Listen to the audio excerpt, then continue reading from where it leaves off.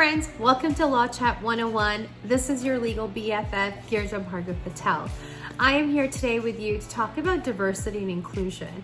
I'm just going to share some quick tips on how to get your company started if it's not already doing these things, and how to make diversity and inclusion a lifestyle and a culture of your company rather than just something that you think about and then maybe perhaps do but don't keep up with it. So there's no sustainability in it either. Here are some quick tips. By no means are these tips the only tips or the most comprehensive list out there, because again, at the end of the day, your company might function a different way or you're a different industry, and so certain things might look a little different for you, and that's okay. In fact, I'd love for you to comment below and let me know how your industry is different, but what you are doing to make it better for the diversity and inclusion aspect in your industry and in your company. Now again, before we get started, I have two things to share with you that are always so ever important.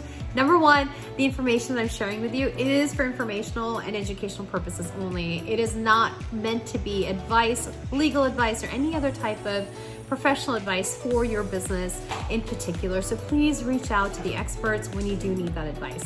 Number two, how can you help me? I have the biggest favor to ask you, and this is how you can help me, is by subscribing, sharing, and commenting, and leaving reviews, because when you do that, others get to benefit from the information that is shared on this video, and others can also hear it and also see it. So thank you in advance for all of that. So let's get started.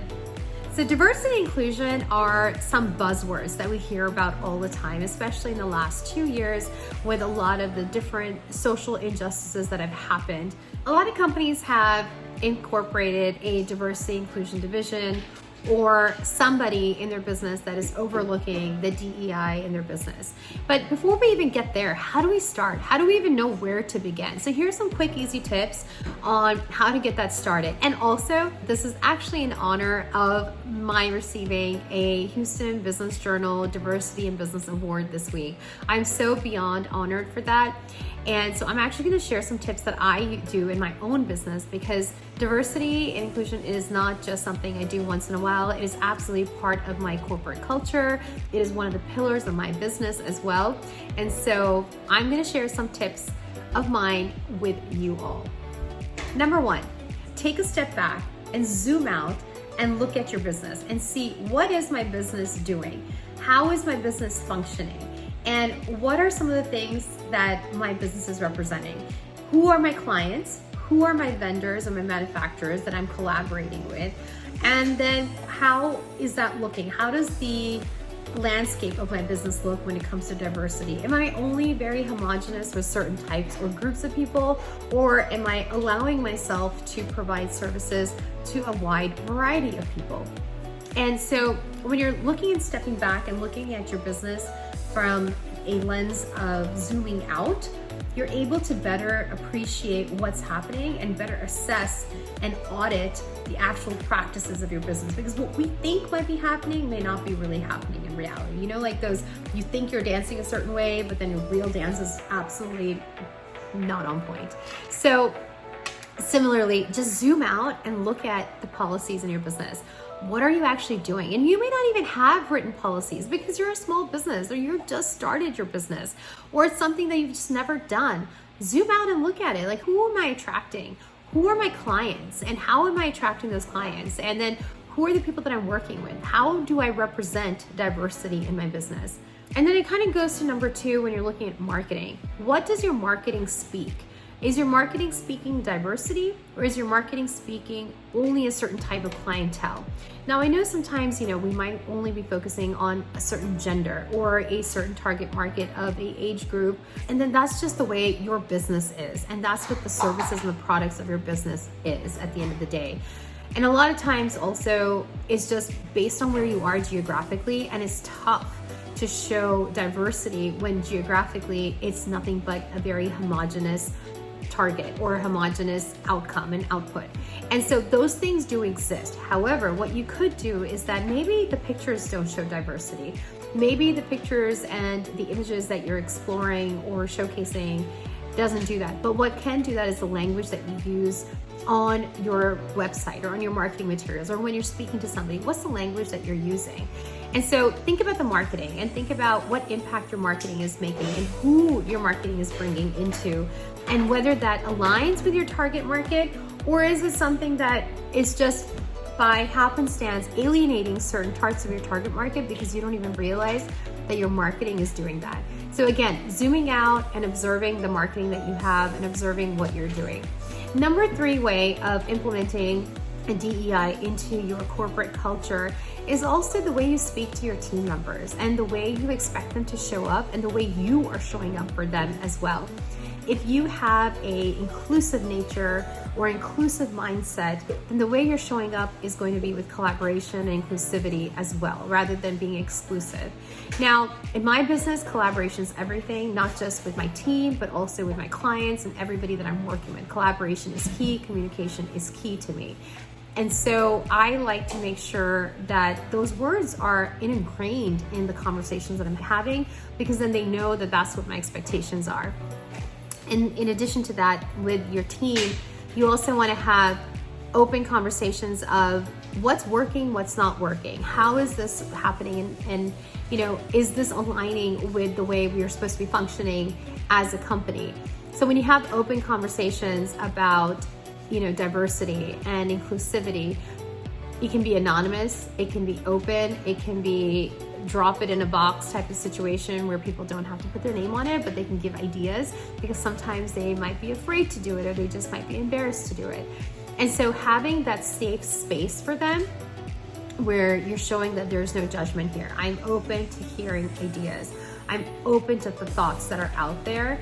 It really gives and empowers your team, your employees, whether they're contractors or not, that you are here for them. You're supporting their thoughts. You're supporting what makes them feel comfortable.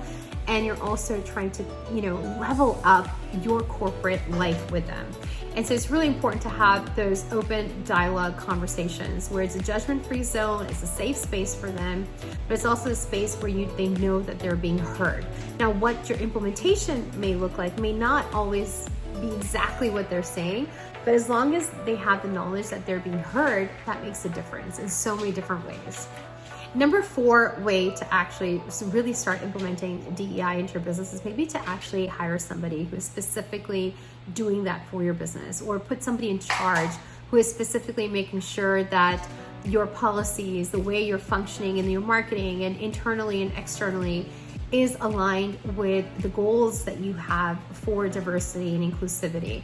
Because ultimately, whether it's intentional in the beginning or whether it's something that you do ever so often, when you start making a habit of it and you start making a practice of it, it becomes part of your corporate lifestyle, your corporate culture.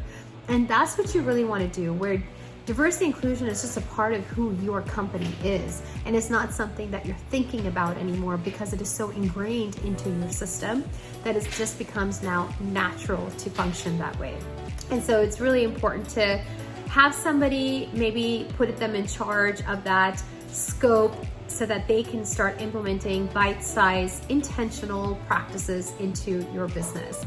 And again, going along with that, you might want to hire some third party to come in and do an audit also, and to kind of look into your company and see, okay, this is where we're doing this, that's great, and this is where we could do it better. And then they could also have, training sessions for your employees or for your team members on how to have more DEI into your company, whether it's through language, whether it is through the way the marketing is done, whether it's through internal or external.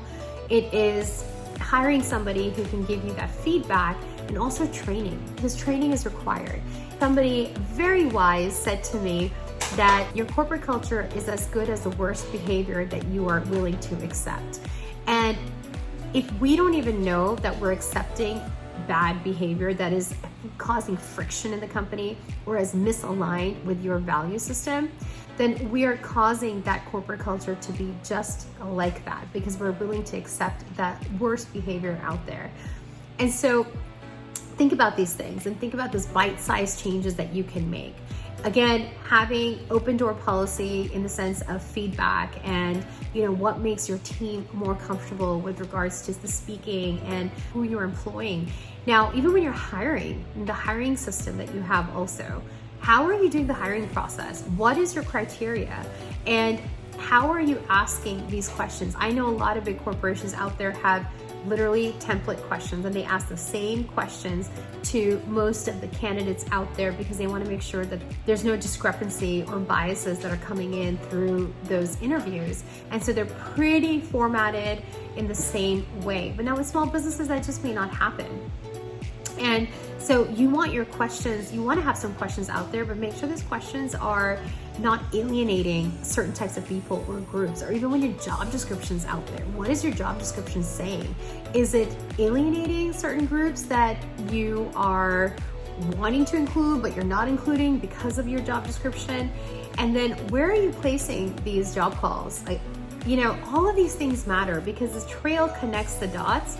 And when you connect the dots, you'll also see the gaps where you could do better with diversity and inclusion as well.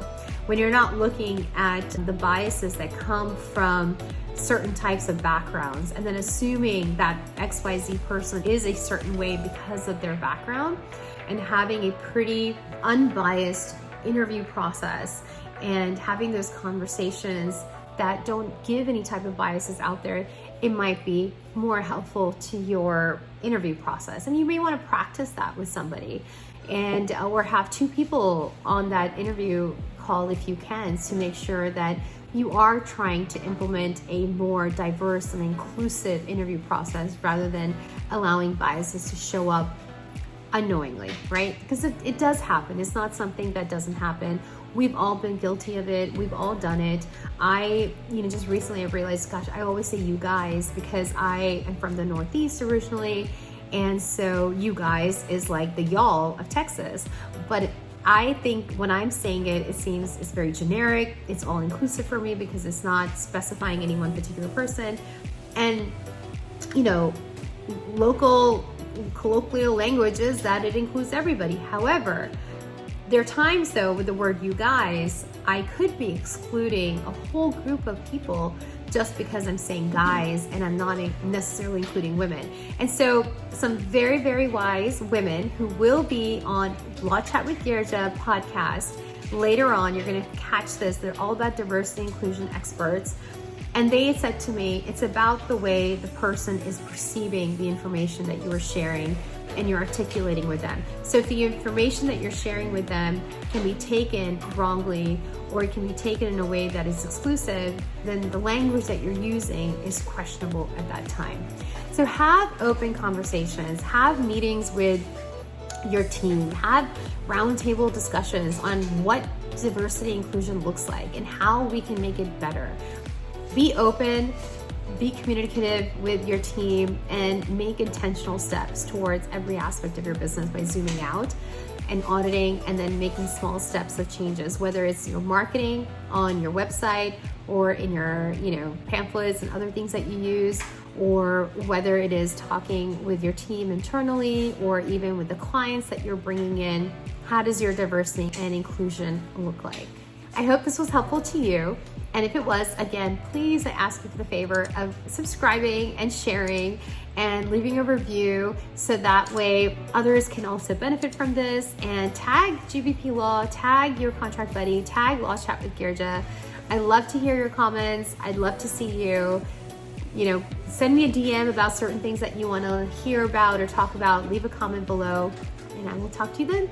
See you later. Bye.